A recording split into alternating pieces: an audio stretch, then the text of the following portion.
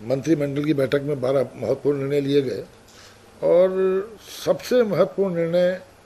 जो राज्यवासियों को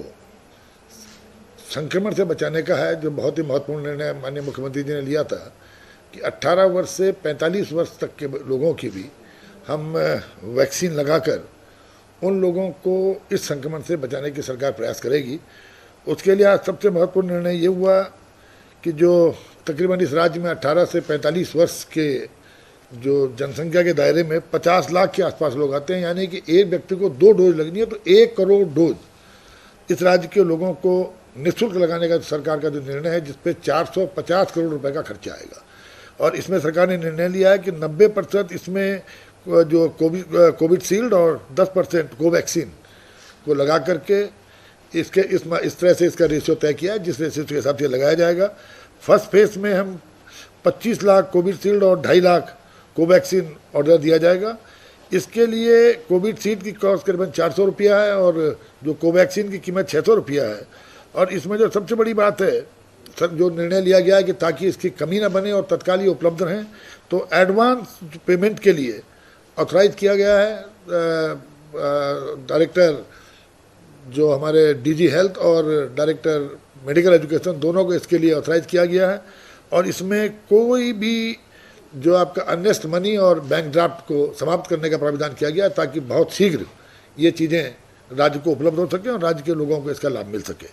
इसके साथ साथ सचिन कुर्वे जो हमारे सचिव उद्योग हैं, उनको अधिकृत किया गया है कि वो इन कंपनीज के साथ डिस्कस करके यथाशीघ्र इन वैक्सीन को राज्य के लिए उपलब्ध कराएंगे, ताकि राज्य के लोगों को इस संक्रमण से बचाया जा सके। साथ ही जिस तरह से रेमडेसिविर जो इस इंजेक्शन की बहुत बड़ी जिस तरह से डिमांड है और जिस तरह से लोग तमाम अफरा तफरी मच रही थी, इसको देखते हुए सरकार ने ये निर्णय लिया है कि इसके लिए 100% एडवांस का प्रावधान किया गया है। प्रोक्योरमेंट रूल से उनको छूट दी गई है कि वो 100% एडवांस के माध्यम से जो इसको तत्काल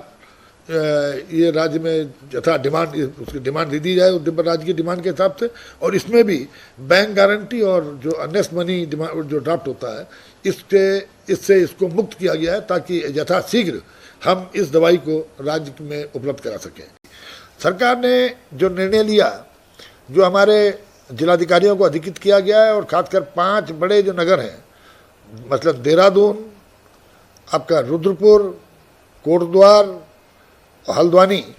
इन पर पूर्णतः से जो कर्फ्यू लगाने का निर्णय है उसको बहुत कड़ाई के साथ उसको लागू किया जाएगा। इसके साथ साथ आपका पौड़ी जनपद में कोटद्वार के साथ साथ स्वर्गाश्रम और लक्ष्मण झूला क्षेत्र, टिहरी जनपद में ढालवाला, मुनिकरेती और तपोवन का संपूर्ण क्षेत्र, और कुंभ के बाद, क्योंकि अभी कुंभ का चल रहा है, कल अंतिम स्नान है, उसके बाद निश्चित रूप से हरिद्वार के संबंध में भी ये इस तरह के निर्णय लिए जाएंगे, जिसका अधिकार माननीय मुख्यमंत्री जी को दिया गया है। और आज सरकार इस बारे में कृत संकल्प है कि जो इस कर्फ्यू के दौरान उद्योगों पर कोई असर न पड़े, उद्योगों में काम करने वालों को बेरोक टोक उनके औद्यानिक जो उनके संस्थान उन पर जाने दिया जाएगा। पत्रकार भाइयों के लिए, आप लोगों के लिए भी एक सूचना है कि आपके प्रेस कार्ड ही आपके लिए कर्फ्यू पास का काम करेंगे, ताकि आप बेरोक टोक इसके अपने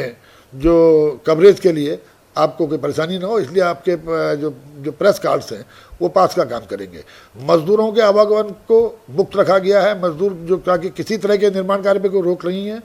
और हर तरह का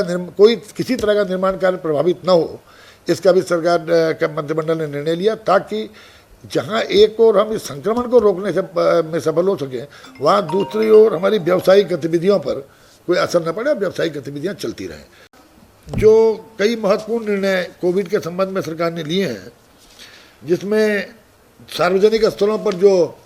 मास्क न पहनने पर सार्वजनिक स्थलों, संस्थानों और परिसरों में जो 500 रुपया, 200 रुपये, 500 रुपये, 1000 रुपये का दंड का प्राविधान था, उसको बढ़ा करके 500, 700 और 1000 रुपये करने का निर्णय सब कैबिनेट ने आज लिया,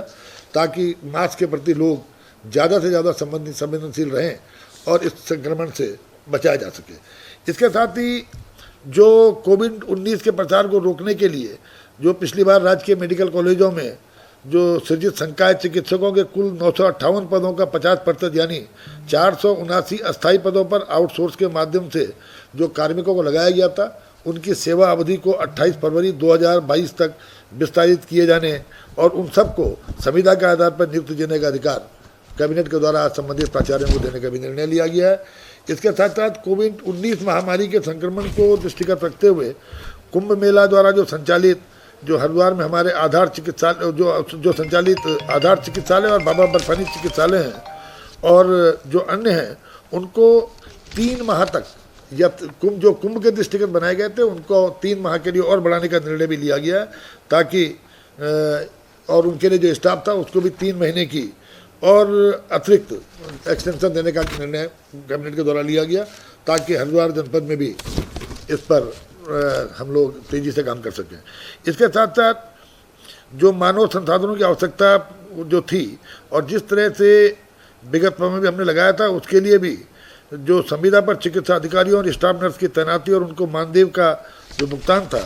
इसके संबंध में भी माननीय कैबिनेट ने निर्णय लिया है कि ये यथावत इसको पूर्व की भांति इसको लगातार हम लगाते रहें। जो माननीय उच्च न्यायालय के द्वारा एक निर्णय लिया गया था, जिसमें कैबिनेट को तकरीबन 15 सरकार को 15-16 एडवाइजरी कैबिनेट ने की थी, उन पर भी व्यापक रूप से चर्चा की गई और व्यवहारिकता के आधार पर जो भी संभव होगा वो राज्य में निश्चित रूप से संक्रमण से लड़ने के लिए सरकार उन चीज़ों को लागू करेगी।